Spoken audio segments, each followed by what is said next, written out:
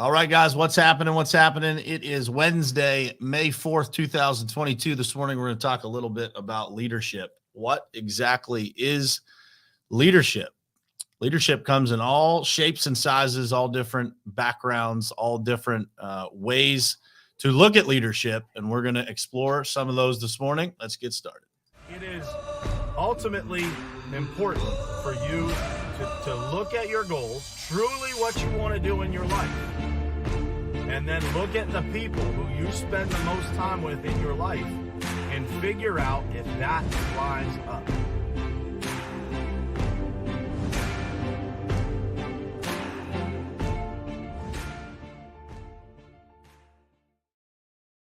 All right, what's happening, guys? Happy Wednesday to you. Hope you guys are doing awesome. I got my monitor flickering here. Hopefully it's not flickering the video on here as well, but we'll see. But at any rate, technical difficulties are all part of the show. And today, for the first time, I got a little bit of a studio audience. I got Ed and Mike in here hanging out before the leadership meeting for the payment group here in Pittsburgh this week.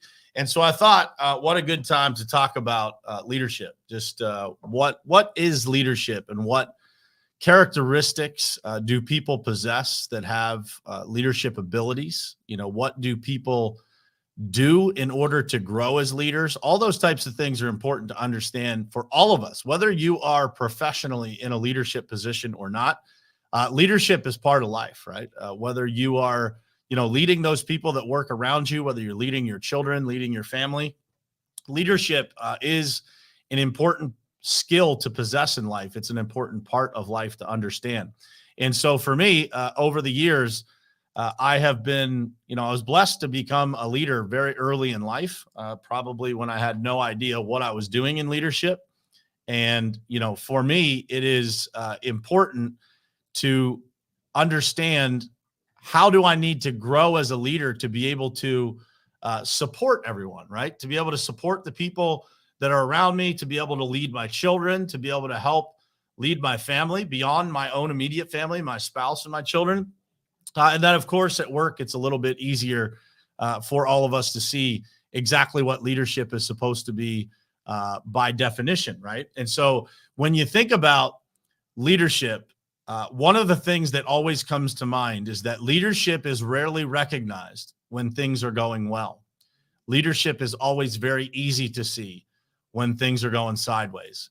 So who is it that becomes the leader? Who is it that steps to the plate? Who is it that shoulders the responsibility when things are not good, right? When things are a little bit sideways? That's what we're going to talk about this morning. We're going to talk about the differences between basic leadership and advanced leadership. What are the basic skills? And then what are some of the advanced things to do that people do that are exceptional leaders? And then also, what are the things that you can do as an individual in order to develop those leadership skills that you need to take yourself, your team, your family, and everybody around you to the next level. But as always, I want to kick it off by saying good morning to everybody. Cynthia and Bob, what's happening? Trisha's in the other room here. Good morning to you. Tammy Clark, still on here from Maui. I don't even know what time it is in Maui. If you could put it in the comments, Tammy, let us know what time it is over there in Hawaii where you are. But thank you for joining, my girl. I appreciate you. Ryan Austin, Daniel Good. Uh-oh, my monitor's flashing again. Let's see here. All right, Daniel Good. Matt Johnson, Lydia, good morning to you. Steve Bradshaw, what's happening, man? Rick and Christina, good morning to you guys. So when you talk about leadership, going back to what I just said, which is leadership is noticed a lot more during tough times.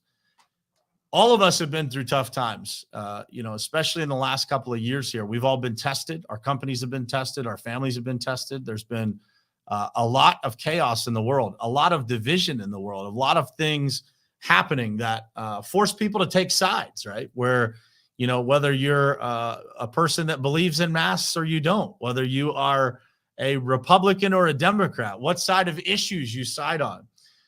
Leadership, guys, is the ability to stand in the middle, have an opinion, but to be able to listen to both sides of it and to be able to lead people from both sides of whatever that equation is.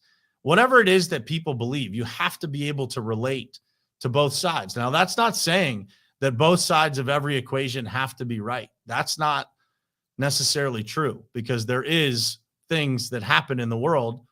There are things that happen in the world that don't necessarily have two sides to them, right? There's things that are very clearly right from a moral standpoint, from an ethical standpoint. There's a lot of things that require people to take a position and stand by it. But it doesn't mean that you don't have to listen to the people from the other side. And so I encourage you to think about that in your own life. How good of a listener are you? If you're not a great listener, then it's impossible to be a great leader. And that is something that requires a lot of work and a lot of patience. Because believe me, there are situations in every aspect of your life that I can relate to, that you have very little interest in listening to somebody from the opposite side of things. But your ability to do that, your ability to embrace the conflict within yourself or with somebody else, and actually listen to them and actually genuinely care about what it is that they have to say, will define your ability, your lid as a leader. It will define your ability to grow as a leader. And so it's those times when you don't want to listen that maybe you need to listen the most. Maybe you need to embrace what it is that somebody opposes you on, because you never know, you might just learn something.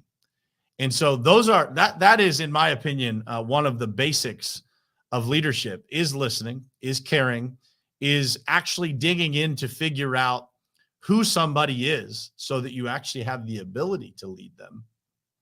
It all starts with listening. It all starts with seeking to understand, listening to understand, not listening to respond. We've all heard that before, but it is important for us to get to that point that we understand each other. And leaders, true leaders, those leaders that you look up to, that are calm under pressure, that do the best job when everything is falling apart, it's most likely because they've listened. And the second part of that is they've done a lot of work on themselves to be able to lead through those difficult scenarios. To be able to stay calm under fire takes practice. It's not a natural gift. I'm not saying there's no natural gift factor to it, but for the most part, that is a learned skill. Leadership is something that is developed. It's not something that is gifted to you. And so how do you become an advanced leader, and what are the characteristics of those people? Advanced leaders have the X factor. All of you guys know somebody that has it. Everybody has interacted with somebody that has it. Most of us have mentors, whether we interact with them directly or not. Most of us have mentors or people that we look up to that have these types of characteristics. If you want to do a little exercise with yourself, make a list of the 5 people that you admire the most. Could be somebody in your family. It could be somebody that led you in business. It could be somebody that you worked with or for along the way. But those 5 people that you pick out on that list, think about what are the characteristics of those people that made them exceptional to you, that gave them the ability to make that list. Those are most likely going to be the advanced leadership skills that you admire, that you look up to. So how do you acquire those skills? I wish I could turn the camera around and show you, but I was just going through this with somebody yesterday. There's 2 shelves of books sitting on the other side of my office over there. And I was talking to somebody and I said,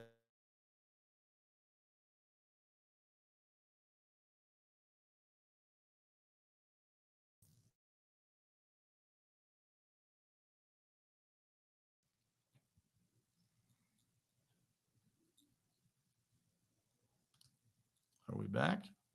Oh, we're back on the wrong camera. Let's see here. We're trying to fix it. Nope, that's not going to happen. So let's do this.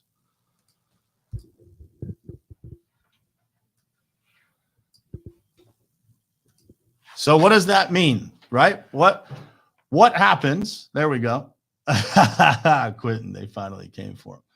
So those 5 characteristics are the leadership skills that you admire. They are the things that mean the most to you. They are the things that you actually admire in leadership. And so I want you guys to think about that and think about what it takes to admire those things. And then how did those people acquire those skills? And how they acquired those skills is exactly what I was just describing to you. They read books. They had mentors. They had things that they did over a period of years that allowed them to grow as a leader, that allowed them to understand people that they previously didn't understand.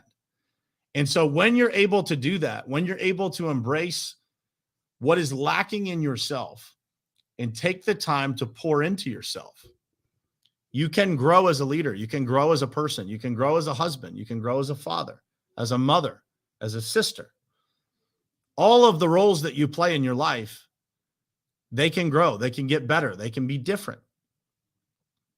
So think about that within your own life. What kind of work are you putting in to become a better leader? And what is leadership to you? On a scale of 1 to 10, how do you rate yourself as a leader within your family, as a leader to your children, as a leader to your spouse, as a leader to those people around you, to the people you work with, to your friends? What kind of an example are you? Think about all of those things, and then think about the actions that you can take on a daily basis that allow you to grow as a person. And beyond that, grow as a leader. The only difference that you will have in your life as far as who you are in a year from now are the people that you meet, the experiences that you have, and the books that you read.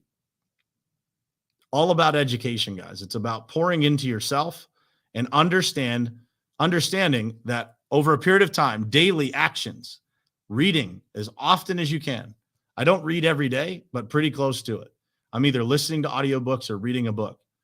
And does that make a huge difference? Well, not every day, but over a period of time, over a period of years, it has made a massive difference in my life. And so I encourage you guys to think about that. What are the books that you should read? Some of my favorites in leadership, anything by John Maxwell. Jocko Willink has some great titles, and I can list some more here in the comments at some point today. I'll post a list of some of the books that I've got in my Audible or on that bookshelf over there that I think might be helpful to you guys. But lean into it. Understand what leadership is. Understand what it takes to be a leader. It takes being able to withstand the storm. It takes being the steady hand when everybody else is a little bit off. They're a little bit rattled. That is the true definition of advanced leadership. It's not about what you do when things are good. It's about how you behave, how you react, and how you handle things when things aren't so good. That's all I got for you for today, guys. I appreciate you guys being here. What's happening, Greg, Dan, Quentin, Vinny, Alton, Marvin Joels? What's happening, brother? Good morning to you. Jared, David, Rick, Keith Calloway Jr. What's happening, man? Randy, John, Gary, good morning, guys. Thanks for being here. And I will see you again tomorrow morning, same place, same time, right here on Morning Perspective. Love you guys. Thanks for being here. It is ultimately important for you to look at your goals, truly what you want to do in your life, and then look at the people who you spend the most time with in your life and figure out if that lines up.